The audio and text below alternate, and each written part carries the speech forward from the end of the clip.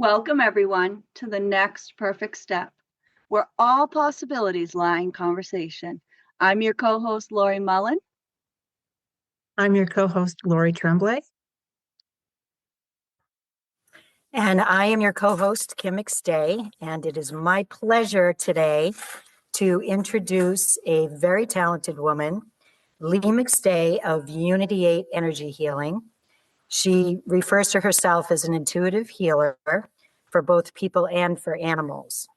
Leigh grew up as a Christian Scientist in that religion, and she feels it has opened her eyes in a belief system of healing and seeing people as perfect. She carries a degree in philosophy from North Adams State College and continues her curiosity in the metaphysical realm. Leigh worked as a full-time manufacturer sales representative, selling to public works while she raised her daughter as a single mom. She holds a certification as a Reiki master teacher in Usui, and Shamballa multidimensional healing systems, and has been practicing since 2006. Leigh is also an ordained minister, performing sacred ceremonies such as marriages, solstice, and equinox celebrations. And as her sister, I've been able to witness a lot of these celebrations.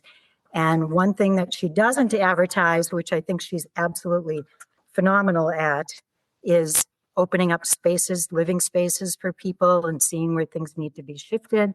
And in doing so, opening up that energy flow. So, Leigh, I would love to expand more on the whole aspect of your celebrations. But first, I just want to ask you, what made you come up with the name of Unity 8 Energy Healing? Great question. Interesting answer is that I didn't come up with it. I work with a lot of guidance, and since I've been in my 30s, early 30s, I've been getting the name or the word unity slammed into me all the time. And when I went to start this business, I wanted it to be simply with the Leigh, yours, figuring that was really cute. And I went online, it was not available even in the Leigh, which I thought was very different. So I sat back and said, what do I do? And Unity came in, but not only Unity, but 8. So I named it Unity 8. And it was the only thing I juggled with was, do I put energy healing energy? What do I do first? So that was my only thing. But it's amazing how sometimes you just open up, which I try to practice. And that's how I came up with the name. And then, of course, all the colors, the logo. So I have the light blue, the dark blue, the copper color, and they're all significant to the unity, strength, power, all of that. And I have, my logo is the 8 goes both ways. So it's what you give out comes back. It's also the infinities, and then the circle of the unity. So that's how it all evolved. I think I looked at a flower pot for the inspiration for the logo. Thank you for asking. A little gardening in there. Yeah, a little gardening. Well, I will give over a question to somebody else, and maybe you can expand on some of your sacred celebratory practices. Yeah. I just have a quick question for Leigh. How does unity play out in your life? Like, what themes and things does that happen with you?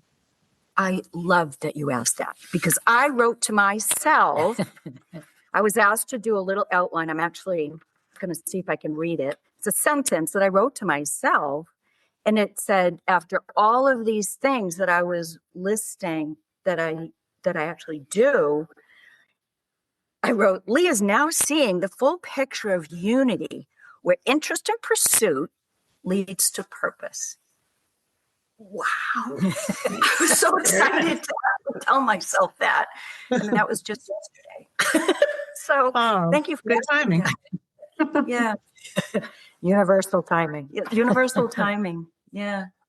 This whole thing has given me a chance to look at my life, which has been a pretty long one at this point, of all the things that I've done, that I've become interested in, that I've pursued, even though I did the job of sales rep for a manufacturer, which is a very hard edge when you sell to the public works, very hard edged vocation. And this just proved to be the soft end of it. So it was the balance for me. And as I look back at everything I've ever done, it's all led to this current place now. So for me to write that sentence to myself was glorious. Yeah. Thank you for asking that, Laurie. Thank you. I love in that statement how it talks about purpose, and that most of us think a purpose is a job, but it's really our passion and what lights up our soul. And so it's fantastic that you got that observation for yourself. Thank you. And I love that you do talk about your life's purpose. You wrote a book. I have not read it yet, but I've heard you talk about it. So I like that you come from a position of just this podcast, The Next Perfect Step.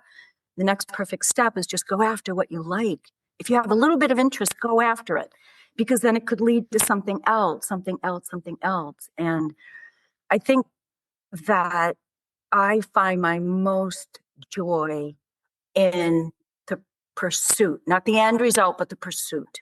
Once I get to the end, I'm like, what's next? So the pursuit is my absolute favorite part of this whole journey. Yeah, and that's perfectly Thank said. you. I mean, there is no the end, right? There isn't one thing we're always supposed to be doing. We're supposed to follow our passion, you know, and to keep going. And it's not the end, or it's not that you failed, or you've just something else next is more exciting, and you should just keep following that and following that with no judgment around the next step. Right? You just keep following your joy. Right. You know, too, I wanted to interject a little bit of something. The job that I had as sales rep for the manufacturers, that was put in my lap, and I thought, I can't do this, nor did I really want to. But as I did that, all of this other stuff started to expand during that. So it is interesting. Sometimes something comes to you, and if you just say, I'm going to give that a try because at this point I need it, or I actually took the job because I needed insurance so my daughter could go to college, and I was able to get the insurance, but then I was able to pursue more of who I am. I was discovering who I am. So the confidence level has come little bit by little bit. Yes, it always leads into other things. And that's the thing. Laurie. Sometimes with being led by spirit, we don't physically understand how that's getting us to the next perfect step, right? I mean, a practical job, right? A 9-to-5 job in the spiritual world doesn't seem like it's the right next step, right? We're kind of taught to get out of that. But there's something in it, or it leads to something else. So follow it. Don't try to be like, well, a 9-to-5 job can't mean that I'm excelling on my path. It absolutely can, because it can be leading to something else. It's teaching you something about yourself. There's an observation in there, or it's opening up a new door for you. But our physical minds, we get into it and we try to decipher it or to tear it apart. And sometimes we just need to let it lead us to where it is and not think about it. I love that. I absolutely love, and it's so true. It is so true. And I've experienced it, and that's the beauty of it. And as I get to look back, I get to see the benefits more than I did at the time, even though at the time I was the double-edged sword of the soft and the tough side of my work on both ends. I was exercising that with my customers, colleagues, without their permission. So it was an interesting journey there, and I was able to embrace it. Even though I wasn't getting paid, I was doing something of service, even though I was doing something of service. So I was always in service, but I got to do both ends of the spectrum, which was really quite beautiful. Now, thank you. I'm really actually unfolding in this talk at this moment in time. You're going to get a lot of woo. So That's good. yes, it's beautiful. Thank you, Laurie. Thank you. Yeah, and I think that that's great too. In service, we think of in service being to other people or other things, but how about in service to ourselves too? I mean, there's got to be Right. that in there too, and we've got to start redefining that term. In service isn't just to other people, but it's to ourselves. I mean, the greatest gift we can give to anybody is our joy. So we almost need to be in service to ourselves first in order to be in service to other people. Oh, 100% agree on that one. 100%. I think in this time in the world where we're put, where everything is very chaotic, it is imperative. And I do hear it a lot in other venues, other YouTubes, etc., that being of service to us, taking care of us is so imperative right now, especially now, because we need a ton of self backup, self strength, self knowledge, self love, self joy, the joy part. That's key. Kim and I were just talking that we have to laugh no matter what. We have to laugh. Well, and don't you think too that, the jobs that you take on that are like 9 to 5 or, things that you're not really inspired by, but if you can see the lessons involved in that, like, you worked on a lot of people with your Reiki, with the public works people, and, and then you also got to witness what you didn't want to have in your life for the rest of your life. So you can kind of take what, the quote, parts you don't love about your life or your work, and you can evolve them into what you really perceive your future to be. Right. Yeah, exactly. That's interesting. I mean, that's a lesson of what we want and what we don't want, right? That's the contrast that we have in the whole world. And that's the learning process, right? Yeah. The balance, the learning process. And it's interesting. Like I said earlier, I worked on people, whether they wanted me to or not, but I would be at a meeting and have them captive, and they'd be sitting at a table, and I could tell right away somebody is really hurting. So I'd sneak over and sit down and go, I'm going to work on you. And I'd be doing my thing. And some of them were excited and others was like, stop. So yes, I was learning discernment, but I was learning restraint and consideration, respect for other people's space, as well as mine. It was quite a journey for me. Absolutely.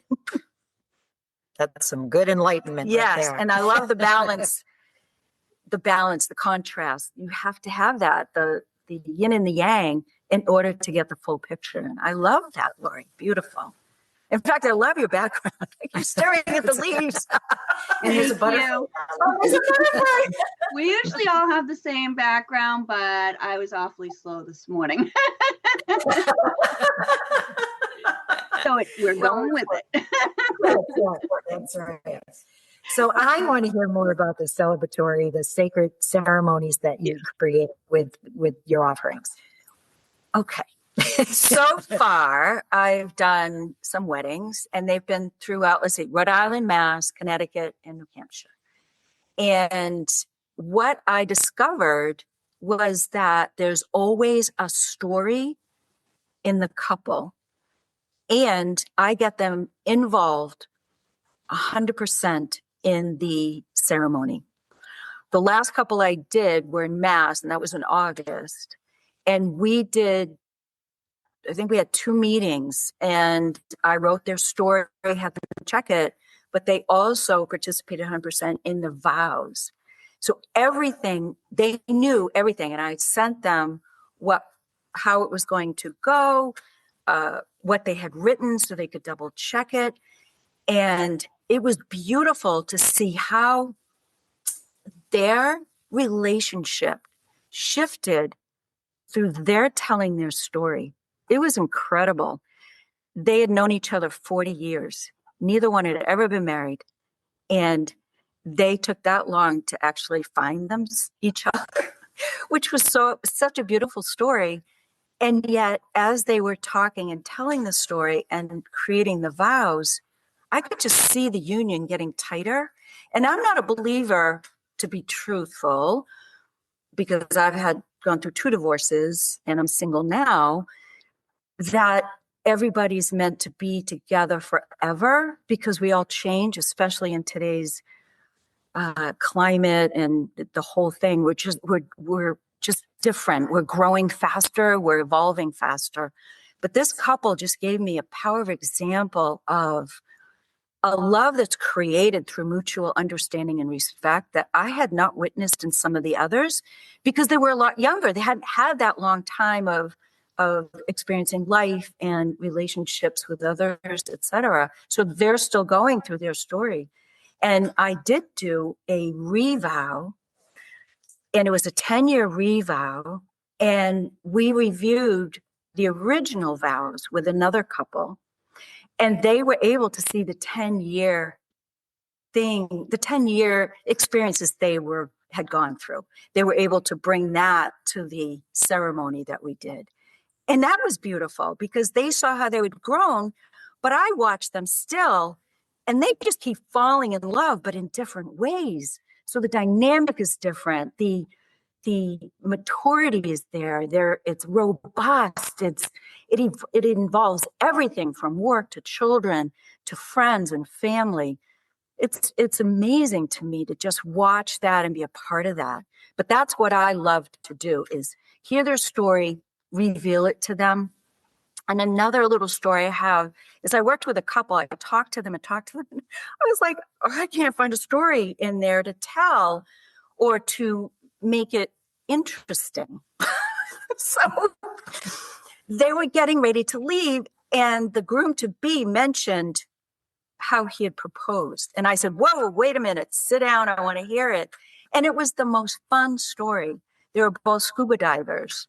And so he had arranged a date with his fiance to go out to eat. But in the meantime, he had people bring the scuba gear and had arranged with his mom previously to have the proposal put in the waterproof box that he had put under the water. So he had gotten her there under pretense, got her into the water scuba dive. She was done, started to come to the top, and he grabbed her by the leg, pulled her down, had her open the box, and there was the engagement ring. That was the best story ever. And there were so many family members involved that I was able to tell the story. And that was so much fun. There was so much laughing because everybody identified. They were sharing their story with people who were sharing them. And it's such a beautiful, fun thing to do and so positive. So those are a couple of stories. Stories are very powerful, right? They're so powerful. And I love how you're just connecting with them in that way and just diving deep, no pun intended. Yes. To find their story, to find their connection. I love that. I like to hear people's stories as well. So I'm glad that you have that gift that you can just flesh that out of people. So thank you. That's awesome. You know, it's interesting how passionate you are about it. I mean, you light up when you talk about what you're doing. I mean, that's just, it's breathtaking. You can tell how much you love listening and working with people, and it's wonderful. Yes. Thank you. I do love it. And the more I do it, the more fun I have. Yes. And I was thinking, Laurie was talking, and I know you've done workshops, and you have one coming up at Apollo, and I don't forget is it coming up this month or next month? Where you're going to do the workshop and writing as a tool. And I know Kim and I both use that as a tool for us.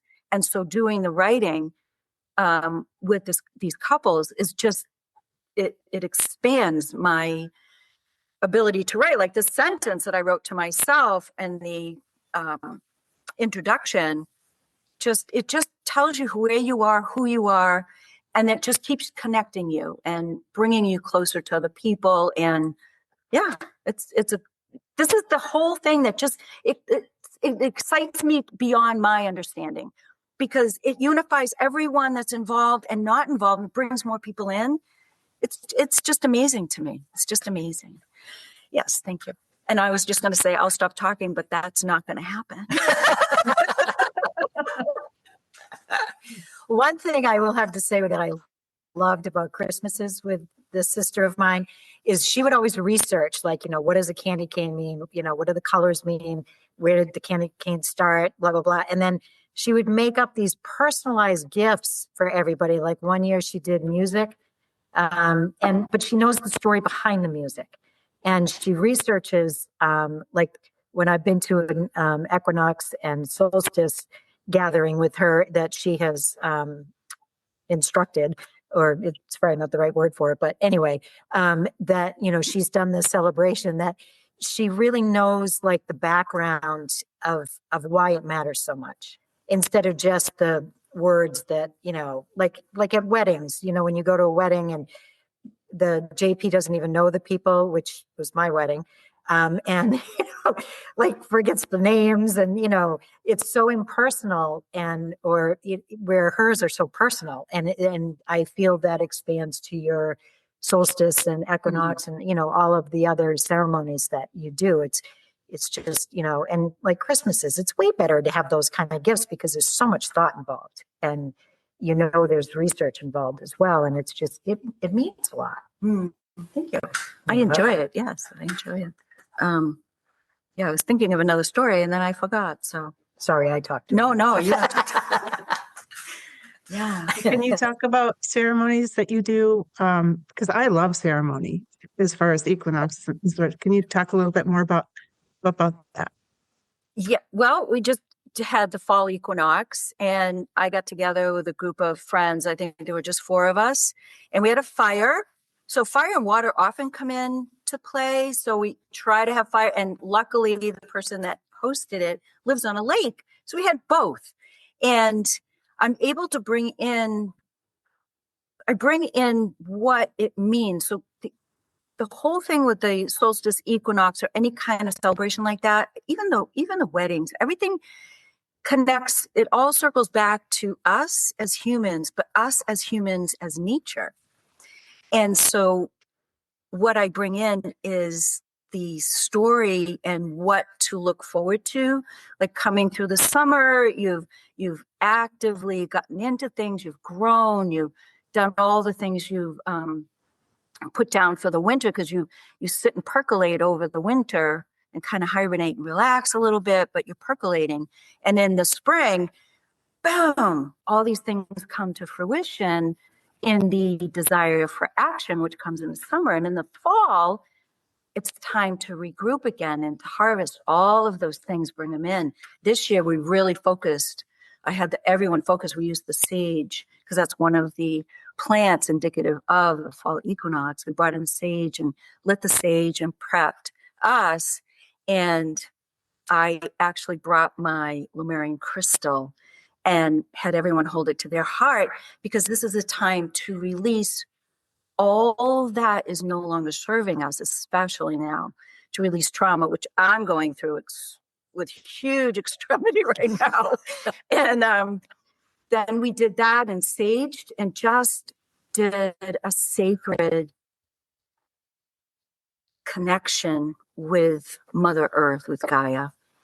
And then after that, after everyone did that, what we do is we give thanks to all the directions. And I have a thing that I print out, and each person in the circle gets to read, and we just keep going around until that's done.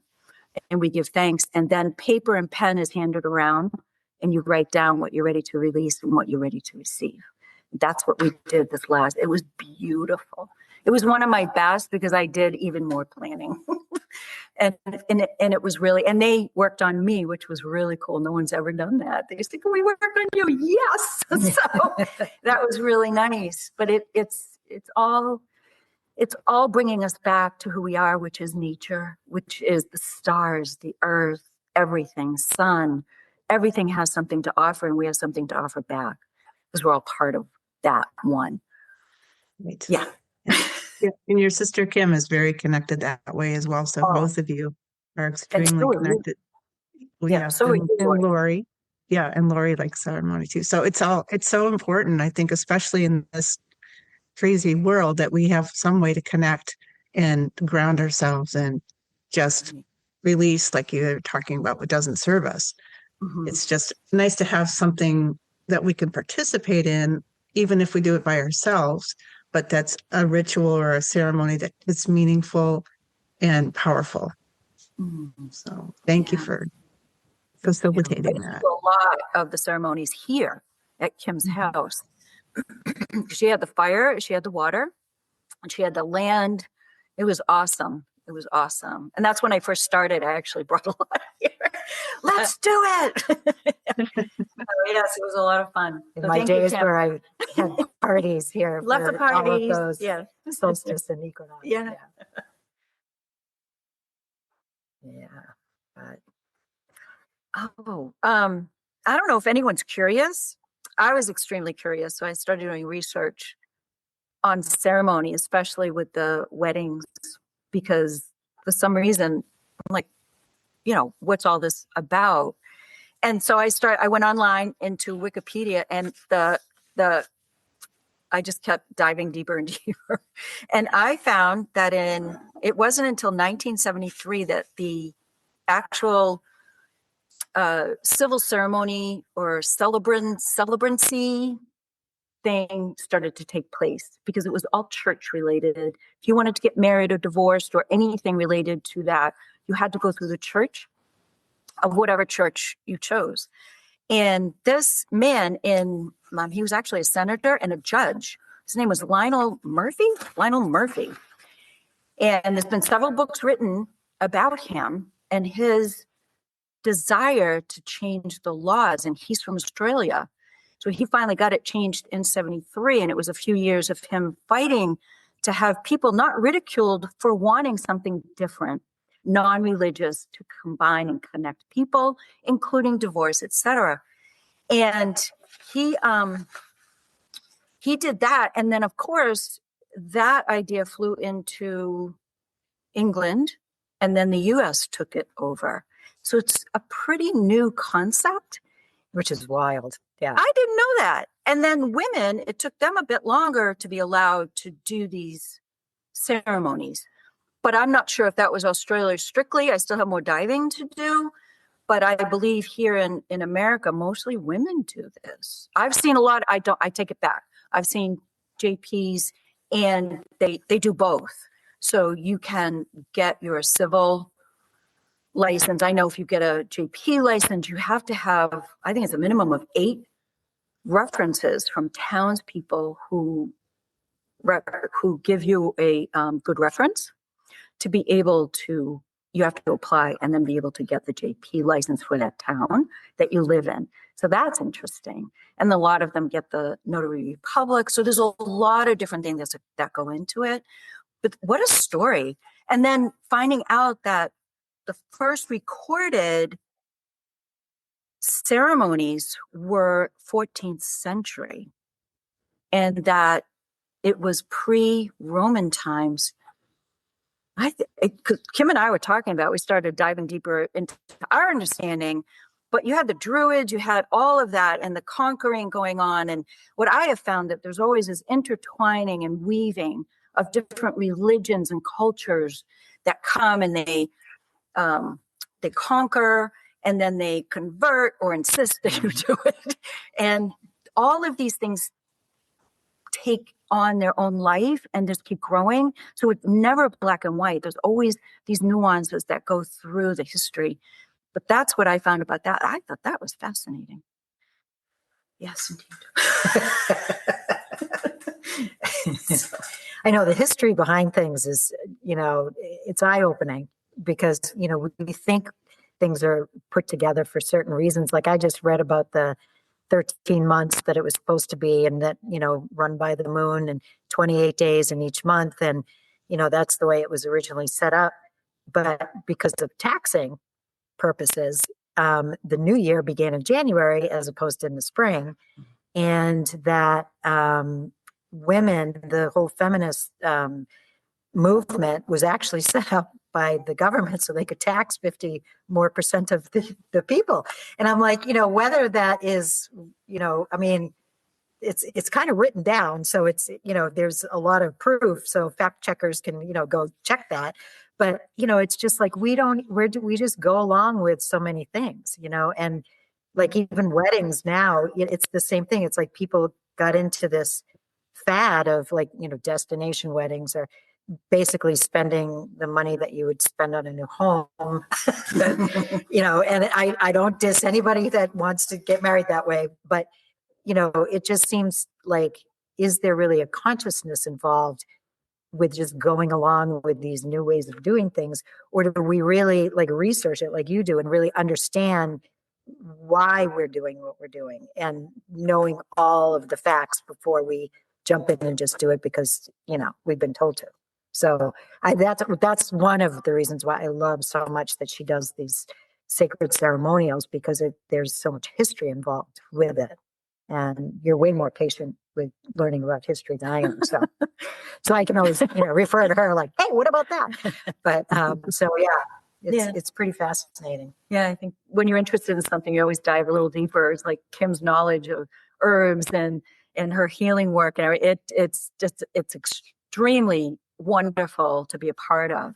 And I love being able to be with people who have that sacred knowledge. And when I say that, that just means that you've gone into yourself and you trust that. That is the one thing I'm working on, is the sacred knowledge of me and my work here, trusting that. And when you start doing that, it comes out. And that's that remembrance. Yeah. Who you really are already. You come to that knowing. We talk about that all the time. Yes, that knowing. Get in that state of knowing. Yeah. So speaking of stories, can you tell the story? I know that in the beginning you mentioned that you are certified in many different types of Reiki. And for people who are getting started, I know a lot of confusion is there are so many out there. Some people don't know which way to go. So can you describe your journey of the one you started with and why you went to multiple ones? I too have multiple certifications in different ones, but just, to tell the difference and to understand why there is maybe so many out there. Are you ready? I have a perspective on that I've come to since I've been doing this. And what I know for me is that the common thread that weaves its way through Reiki is life force energy. That is it.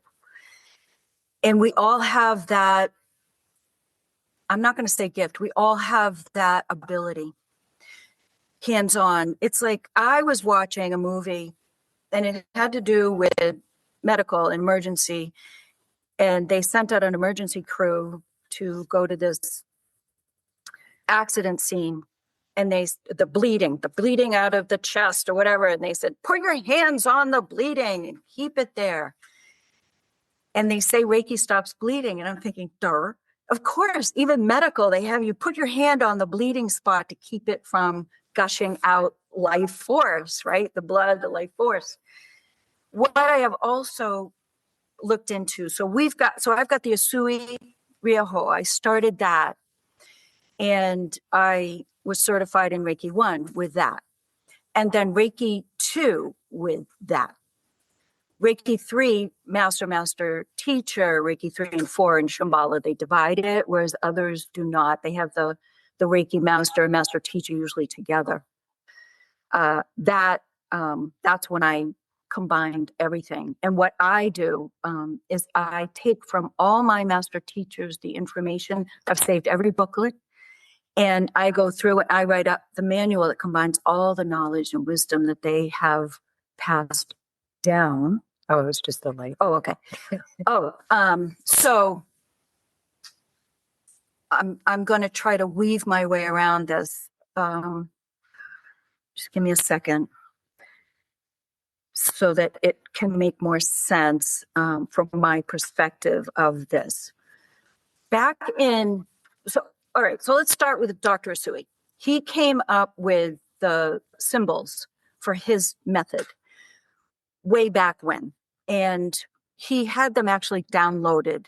And I've read multiple books by a gentleman, Frank Petter, who went to Japan. He married, you read it too, right? You've read. Yes, but I also have the Chicken and Reiki that I am. He was the head of, he was the third person down in Chicken and Reiki. And so I have worked with him. Oh, with Frank? Oh, wow. Yeah. Oh, It's beautiful. I Cool. really like him. I really liked him through the books and the writing. He was the one who says, and I put it up when I'm teaching, there's no place for dogma in Reiki. And I love that he says that, because dogma has infiltrated its way into the Reiki systems and the Reiki world. And people are now saying, this is right, this is wrong, this can be part of Reiki, this cannot. This is fake Reiki, this is not. And what I have found through looking and research is back in the 90s, because we practice the Usui method, and everyone who comes into it and can teach or expand on it, which Dr. Usui, I think, would love that, because he was blown away by what he found through being downloaded and accepting that and the healing. And there was a part in his development of this practice that really made him more renowned. And that's when there was a train crash and there were multiple hurt people, and he was called in to help. So he's doing his hands, then he got his feet involved, and he was doing all of these things to help heal as many people as he could or help. And what I do in the Shamballa is when I attune the hands, the fingers, the feet, and the heart. And that's where it all comes from. And I know it's from that. I don't know if the others talk about that. I've never heard that in my being certified. So what I see is that as time goes on, more and more people are being downloaded, and then they develop their own, or they're being taught by people who are involved in it. So there's always this ebb and flow of learning, bringing in more knowledge, etc. And then in the 90s, things really started to crank up. And that's where Shamballa came in. And so Saint Germain supposedly channeled through this gentleman in Scotland? Yes. And gave more symbols and a little bit different approach, but it was not against the Usui, and that's why I combine them. It was part of it, expansion, because there were more symbols presented, there were more ideas. So everything grows, and that's just my perspective. And I think it's beautiful that Reiki can be part of the Reiki world. I look at it as an expansion practice in any system that you choose or are drawn to. And I think that anyone who teaches it has that beautiful opportunity to present the system as they've been taught, and then ask their student, you do your research. My master teacher said that to me. You do your research, do more, find out more, expand your understanding, which I have done. I'm still in touch with my Reiki master teacher in Florida, who I took classes with for my master teacher. And we're still in touch. And that's the beauty of this. It's a community. And at the same time, it can be a tough community, just like any other business, because I think sometimes it becomes too business, too dogma. That's my perspective. I don't know if that's true or not for anyone else, but I've seen that, and I really would love to try to just get out there and just let people know. So when people come to me and want to do a class and be certified, I tell them what I do. I tell them go online. It explains it a little bit, and then see how you feel, because there's the holy fire. There's just so many different ones that are out there. I think now there's probably, I forget, I counted via some research. I don't remember the amount, but there's quite a few different systems that are taught. And I feel they're all expanded from the original Reiki brought to us. But it's been in existence for so much longer, way before Dr. Usui. And I know he knew that. And I don't know he knew that. I didn't know him. But anyway, there's just so much that can be expanded with the Reiki systems. And so I'm working with this person now who wants to continue her Reiki studies, and she started with the Holy Fire. And I said, you can combine any of them. combine them because they're all life force energy. It's all about the healing through life force energy. It's a system to show you how, but then you go and you do. And that's why I call myself an intuitive healer, because I use so many other tools as well as the Reiki, but I think it's all life force energy through vibration, color, and sound. So it comes from our world. It comes from everything. So Reiki is a part of that, and it's a beautiful part of that. I mean, they have other systems, Jitsu, other things that are life force energy. And the meanings of the words that are titled are Reiki, life force energy. Jitsu, basically life force energy. And it's wonderful because we're all different, and yet we're all together. So everyone is attracted to a specific vibration frequency that you get not just from the system that you want to go for, it's also the people teaching it. So I always tell people, go to your heart, go to your intuition. Let that know, let that tell you if I'm the right teacher for you. Because I can't tell them that, but I will certainly answer any questions. I don't know if that answered your question. But it's beautiful. If it didn't, I will expand. I think it's great too that Reiki's now more accepted. It's used in hospitals, and I'm also a Reiki master teacher, but I love to go out in the community. I do. I go to the senior centers once a month, and I gave a talk about Reiki. They'd never tried it, usually, and so I give them Reiki, and most of the time it's their first time, and to see their openness and how it affects them is just heartwarming for me, just a little bit, and I think it's really helpful. Whatever you can do, just bring it to the community, let people know that it's available, that it is not a religion, that it is from the heart. It is your life force energy that we all have. And I think, when you get a mother, if something happens to her child, she'll just put her hand on you automatically. So it's just a automatic response. But anyway, I love Reiki, and I love just that it's available to everybody. Yeah, the benefits. Yeah, it's incredible. Thank you for what you do.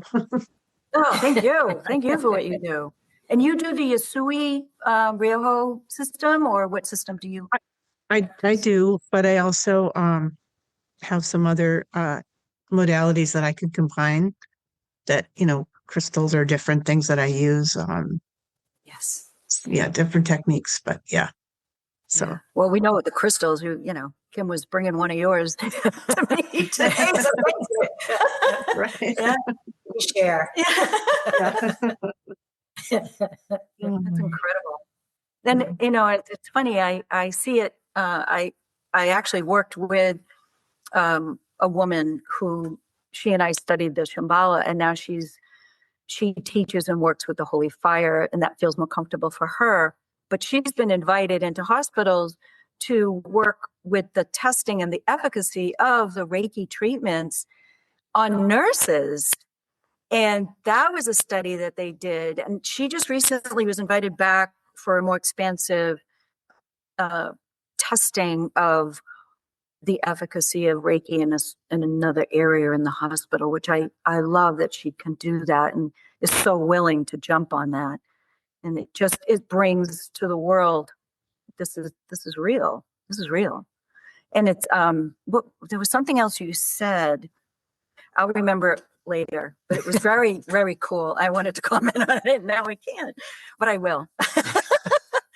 Either here or elsewhere, but I will. Yeah.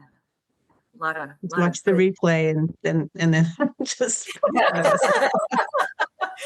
I'll reach out. Kim, tell her. You're at Facebook. Do you want to tell us how people can work with you in the different aspects, how they get in touch with you, and any upcoming ceremonies or events that you might be having? Well, I do have Reiki Share coming up this month, and it is next Saturday at the acupuncture clinic in Franklin. I work in Franklin, Mass. Yeah, not Franklin, New Hampshire. Sorry. Yes, there are two. And I actually rent from them, and they've opened their place for me to come in and do my workshops and sessions.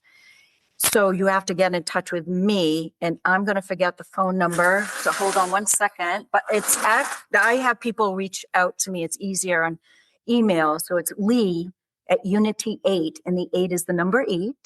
Healing.com is the, that's that. And it's also the website. So, And it's Leigh. Leigh. Yes, sorry, it's not Lee. And then the website, which is in dire need of updating, which I'm working on, is unity8healing.com. So the 8 is definitely the number, and that's the website. And I also have a Reiki 2 certification, and I also offer at the same time refresher. So if you've taken Reiki 2, but you want to come and refresh, you can do that without being certified because you're already certified. So I offer that at the same time.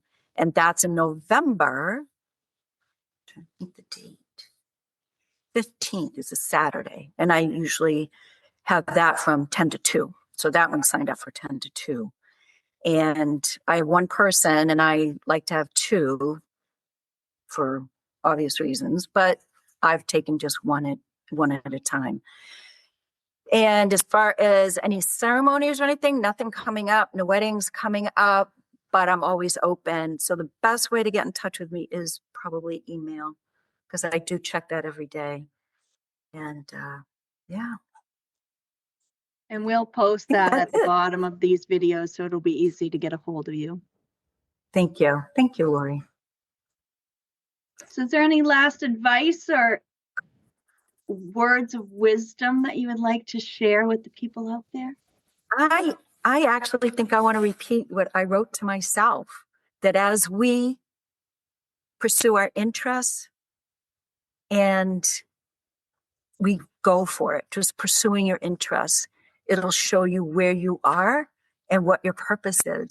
And they used to tell us that when we were younger, we were like, because we don't think we know what we love, but we're always attracted to it. So I say, go for it.